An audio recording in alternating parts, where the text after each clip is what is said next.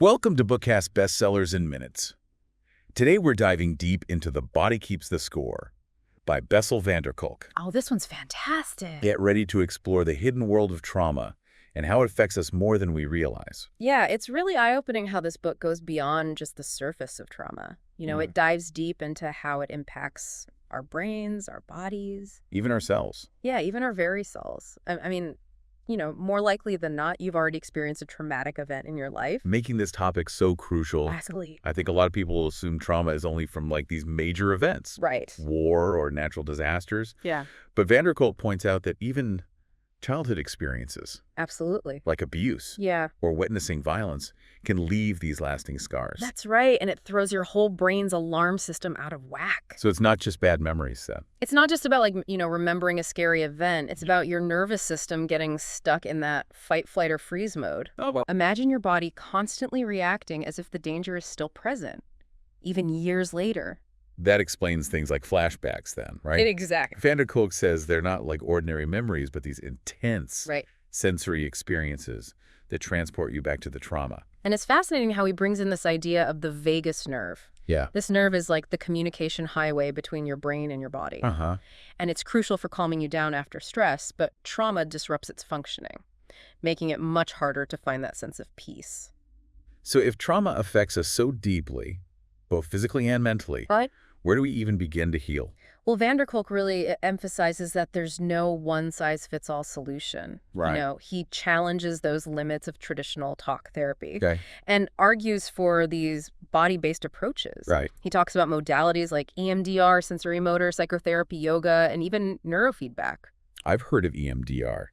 What's the common thread between these therapies? They all help people reconnect with their bodies and learn to regulate their nervous systems. Think of it as retraining your body to feel safe and calm. How does someone even start to address something that feels so deeply ingrained, like insecure attachment from childhood? That's where this idea of attachment theory comes in. Okay. You see, early childhood experiences, particularly those first relationships, really shape how we connect with others throughout our lives. So those early disruptions in caregiving that Kolk talks about Exactly. can impact a child's ability to form healthy relationships later on. Absolutely. He talks about this idea of attunement, that crucial back and forth between a child and a caregiver Right. that helps them develop a sense of safety and trust. Okay. When that's missing, it can lead to insecure attachment styles. It's like being overly clingy or avoidant Right, exactly. in relationships. Yeah. It's amazing how these early experiences can have such a profound impact on our adult lives. Yeah. Is there a way to rewire those attachment patterns?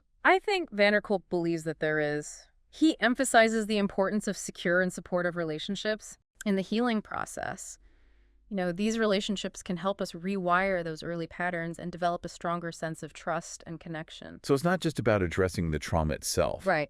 It's also about building these healthy relationships and support systems. It is. And he also highlights the importance of creative expression. Why? Whether it's through theater, writing, or any other art form, creative outlets can help trauma survivors process their experiences and reclaim their voice. That makes sense. Trauma can often leave people feeling voiceless and powerless. Exactly. So finding a way to express themselves creatively can be incredibly empowering. He even mentions the work of Brian Doherty's Oh, yeah. and his Theater of War project, Uh-huh. using ancient Greek plays to help veterans cope with the psychological wounds of war. Yeah. It's fascinating how he ties that all in. It's really powerful stuff. Kolk spends a good portion of the book discussing developmental trauma disorder, or DTD. Right. It sounds like a more comprehensive diagnosis for children who have experienced chronic trauma as opposed to just PTSD.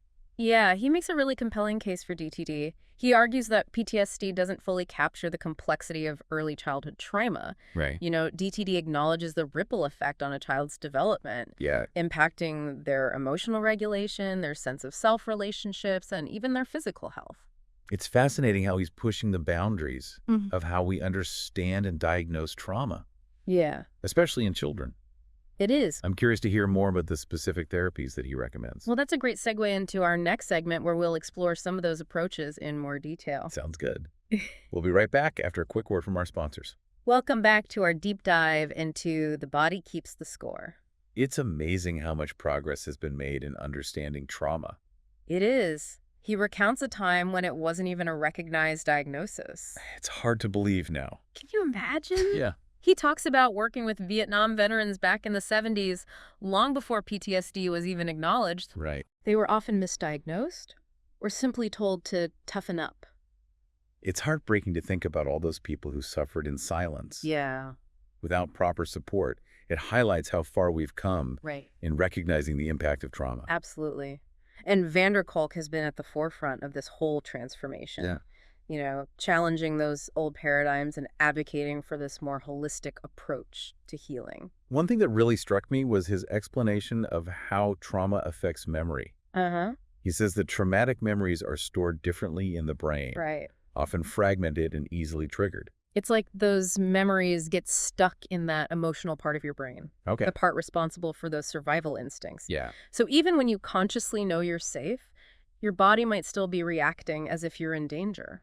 That explains why simply talking about the trauma isn't always enough. Exactly. We need to address those deep-seated physiological and emotional responses. Right. And that's where these body-based therapies come in. You know, they offer a way to gently expand what he calls that window of tolerance, that zone where we can handle difficult emotions without becoming overwhelmed. So for someone listening who might be thinking, okay, I've experienced trauma, what now? What are some key takeaways? Well, first and foremost, know that healing is possible. Yeah. You know, his book is filled with stories of people who have overcome incredible adversity. Yeah. You know, even if you feel lost or hopeless right now, there's a path forward. That message of hope is so important, It is. especially for those who have been struggling for a long time. Absolutely. And it's about finding that right support. Okay. As we've been discussing, not all therapies are created equal. Right. Kolk emphasizes finding a therapist who is trauma-informed and who you feel safe with. He also talks about connecting with others Yes. who have similar experiences. Support groups. Yeah. Support groups can be so incredibly valuable for people who have been through trauma. Because feeling alone and isolated is one of the hallmarks It is. of trauma. Yeah. Finding a community where you can share your story and connect with others who understand Right. can be incredibly healing. Absolutely. And then there's self-care. Self-care. Yeah. That might sound simple, Right. but for people with trauma, it can be a real challenge. Because it's not just about pampering yourself. Right. It's about paying attention to your body's signals, Okay. nourishing yourself with healthy food and movement, Uh-huh. and creating that sense of safety in your life. He also encourages exploring those creative outlets, Right? whether it's writing, painting, playing music, Yeah. all those things. These activities can be a way to express emotions and reconnect with joy. And that sense of vitality is so crucial.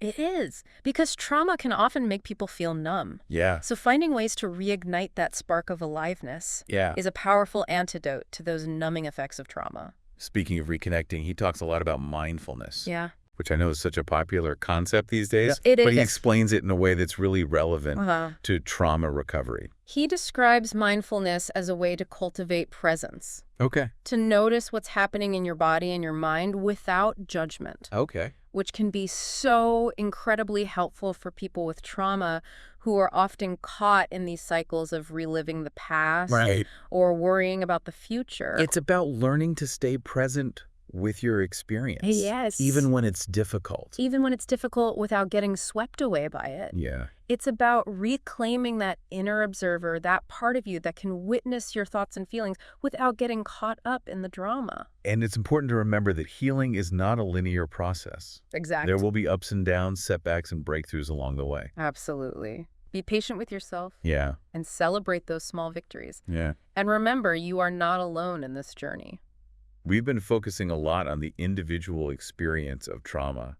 But Kolk also emphasizes the importance of creating Yes. a more trauma-informed society As a whole, as a whole. he makes a strong argument for moving beyond blaming and shaming people Yeah. who have experienced trauma. Yeah. You know, we need to create systems of care that are compassionate and supportive. He talks about the need for trauma-informed schools, Right? workplaces, Healthcare systems. self-care systems, legal systems, Yeah. even trauma-informed parenting.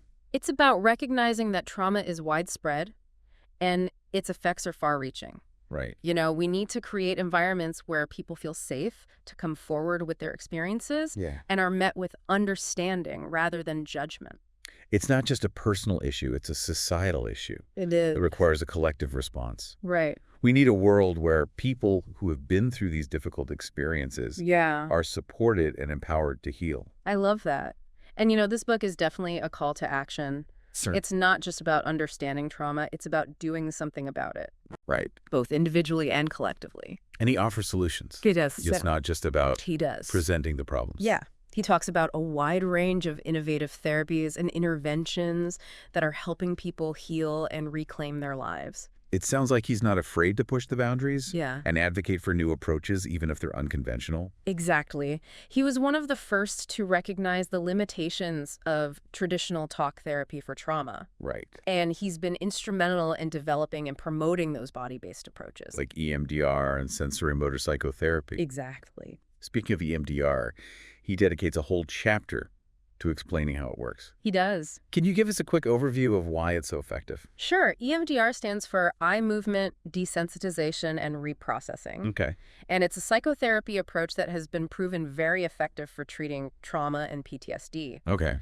The idea is that traumatic experiences can get stuck in the brain's neural networks, Good point. causing those intense emotional and physical reactions that we've been talking about. So those traumatic memories are frozen in time Right. and keep getting reactivated even when there's no real danger. Exactly. And EMDR helps unlock those stuck memories and reprocess them in a way that allows the brain to heal. Huh. It involves a very specific protocol that includes bilateral stimulation, usually eye movements, Okay. while the client focuses on that traumatic memory. I've heard about that. Sounds a little strange. It does. But there's a lot of research showing that it's effective. There is. The bilateral stimulation seems to activate the brain's natural healing mechanisms, Okay. allowing those traumatic memories to become less charged and distressing. And he says that EMDR often works faster It does. than traditional talk therapy. That's right. Many people see significant improvements after just a few sessions. Wow. Of course, it's not a magic bullet, and the length of treatment varies depending on the individual and their trauma. He also talks about sensory motor psychotherapy. Right. Can you explain a little bit about that? Sure. Sensory-motor psychotherapy focuses on the connection between our physical sensations and our emotional experiences. Okay. The idea is that trauma gets stored in the body as well as the mind. Uh-huh. And by working with those physical sensations, we can release trapped emotional energy and create that sense of safety. So it's about helping people become more aware of what they're feeling in their bodies Exactly. and learning to regulate those sensations. Right. A therapist might guide you to notice your breath, Okay. the feeling of your feet on the ground, or the sensations in your muscles. Yeah. It helps develop a stronger sense of embodiment and presence.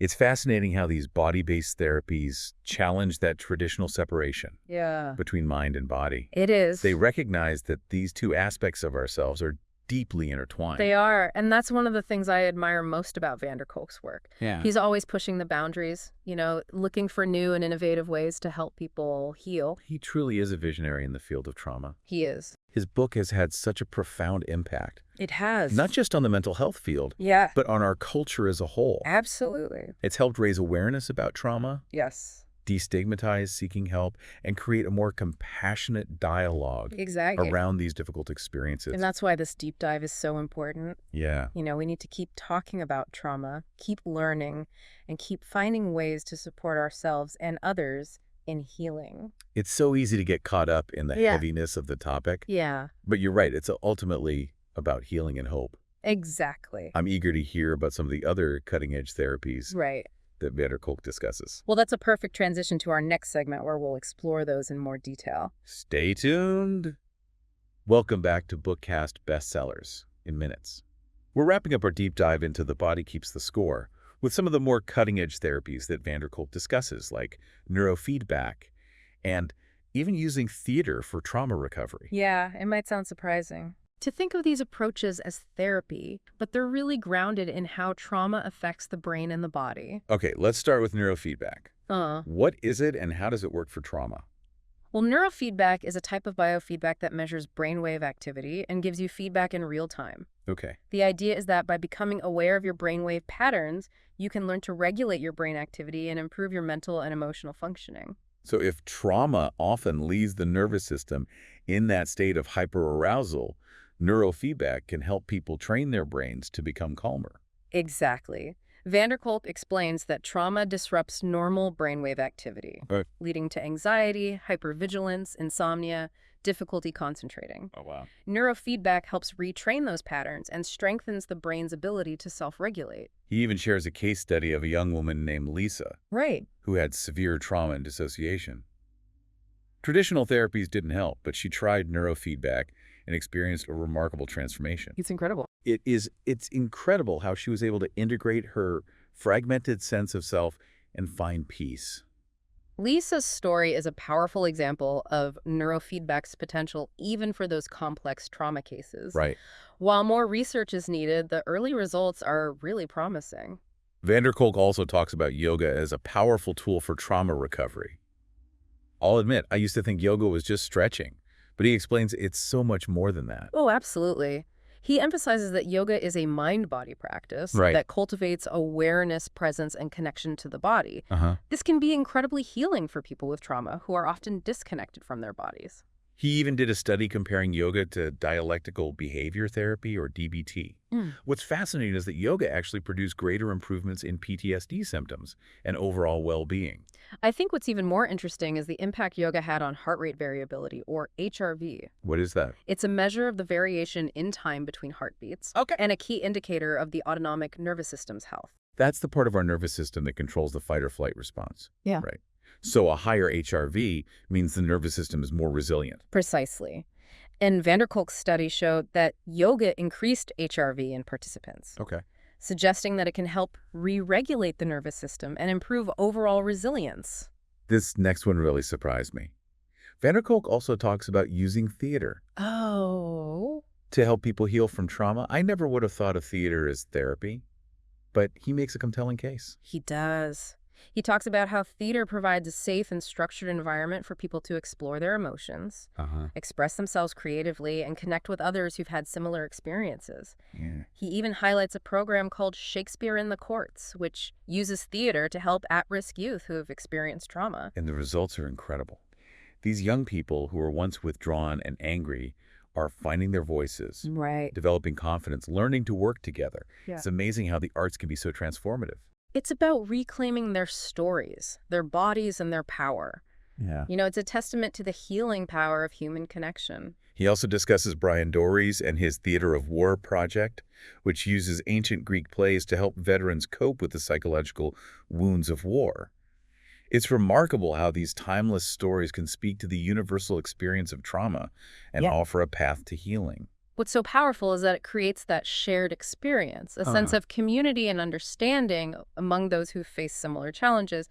It breaks down isolation and helps people feel less alone in their struggles. Throughout the book, Kolk emphasizes that healing isn't just about processing the past, Right. but also about building a future. Yes. It's about learning to live fully in the present, to experience joy, connection, and a sense of purpose. He talks about finding activities that bring you alive, that make you feel passionate and engaged. Yeah. Whether it's spending time in nature, pursuing a creative hobby, or connecting with loved ones, Right. these things can help rekindle a sense of hope and vitality. It's about rediscovering those parts of yourself that were lost or shut down as a result of the trauma and learning to embrace who you are. It takes courage, compassion, and a willingness to step outside your comfort zone, but the rewards are immeasurable. I think one of the most important messages is that healing from trauma isn't a weakness. It's a sign of strength. It speaks to the human spirit's ability to adapt, grow, and overcome adversity. And it's a journey worth taking. Absolutely. Not just for ourselves, but for the world around us. So what does all this mean for you, our listener? The Body Keeps the Score offers knowledge, insights, and resources. But it's up to you to take that information and apply it to your own life. If you've been touched by trauma, you're not alone. There is help available, and there is hope for healing. This has been Bookkast Bestsellers in Minutes, where we help you unlock the wisdom of the world's greatest books. Keep exploring, keep learning, and keep growing. Until next time, happy reading.